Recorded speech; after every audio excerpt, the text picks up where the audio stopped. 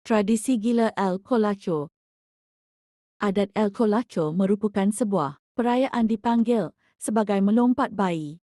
Sambutan ini adalah tradisi kuno yang diamalkan selama berabad oleh orang Sepanyol.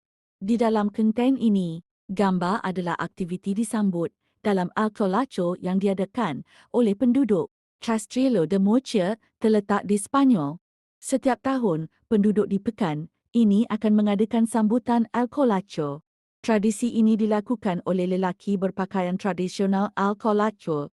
El Colacho membawa maksud syaitan akan melompat, melangkah bayi berada di bawah. Orang Sepanyol percaya tradisi kuno ini dapat menyucikan jiwa bayi daripada dosa. Di samping itu, adat ini memberi keberkatan dan melindungi bayi daripada kejahatan.